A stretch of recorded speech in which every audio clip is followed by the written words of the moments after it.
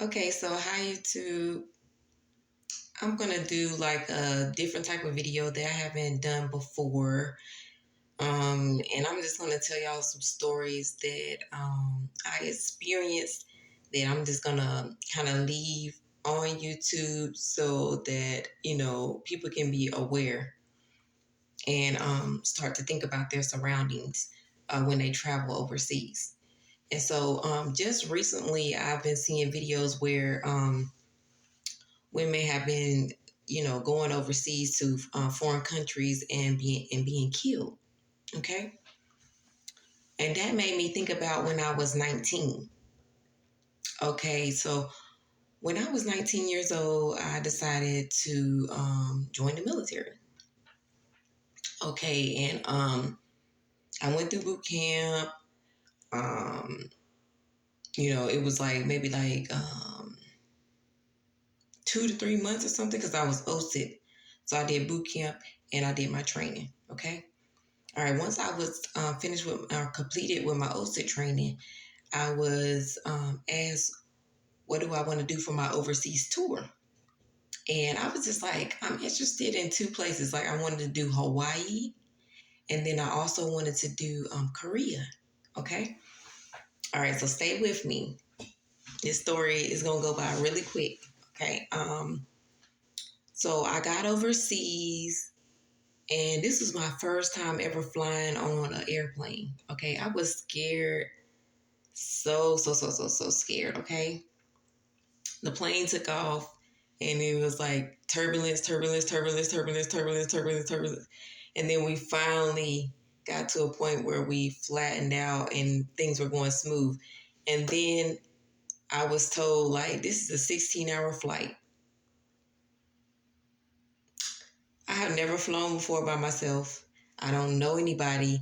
And I was going to Korea and I was 19. I was all alone and by myself, okay?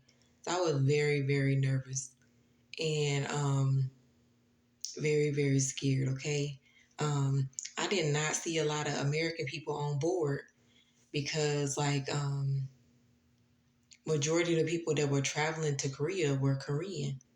Okay, so not only I was the only American person, or should I say American looking person on board, I feel like I was the only person who spoke English on board.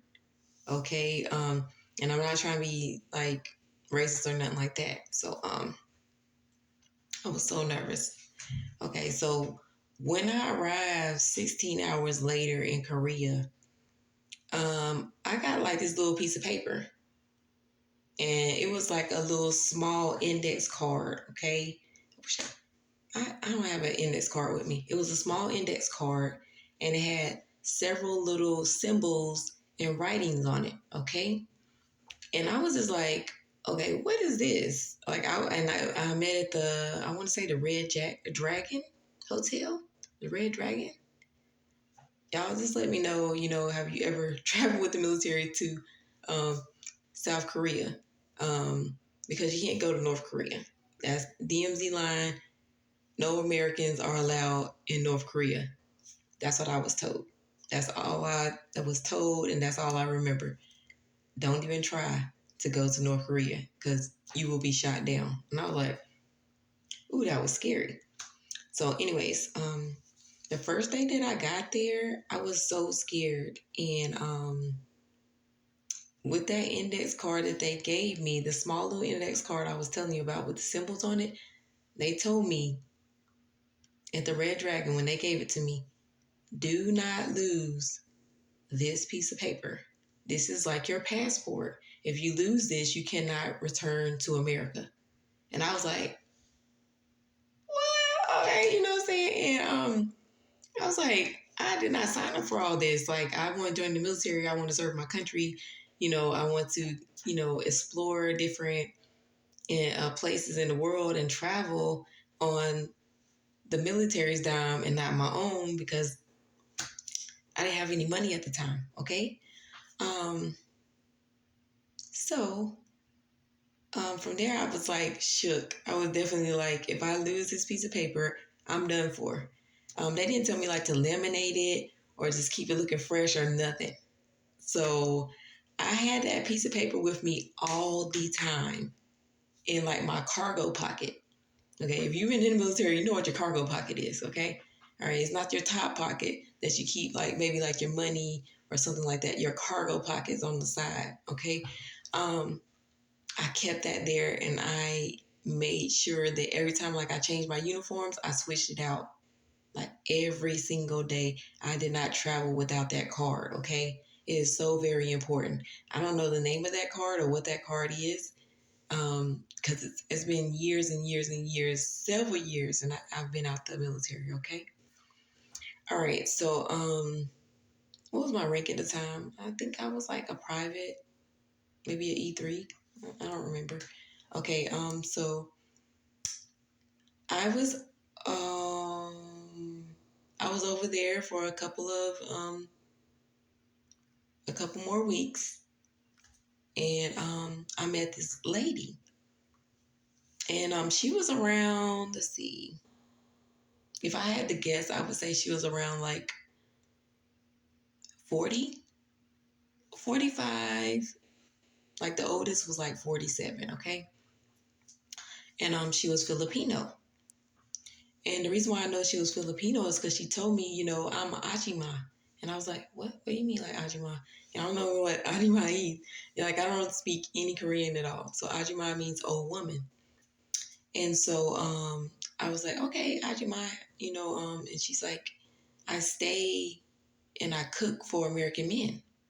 So like I was like, your English is really good. Like, because I met like other people in Korea that don't really speak really good English. It's just mainly the American soldiers that really can speak good English, and then also the Katusa soldiers. They can speak good English too, but they don't like talking a whole lot. Sometimes they just want to get their duty over with. Okay, so I met up with the lady. Like we had went out to eat like with one of my sergeants. Can't really say what his name is because this is gonna get pretty deep. Okay, so he was like, I'm going out to eat. You want to come out to eat with me? And I was like, oh yeah. I'm kind of new in Korea. Like, show me around town. He was like, I'm gonna bring a friend.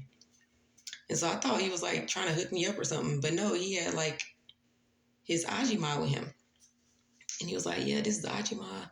And I was like, oh okay. And I was like, I thought that was her name. So he kept saying, Ajima, she cooks, she cleans. Ajima, helps me around the house. Ajima, she's a really good woman. And then I was like, oh, okay, so I want to meet her. And so we sat down to eat, and she was helping me order like goji or bulgogi, something like that. So basically it's like some type of beef or something, and with some rice.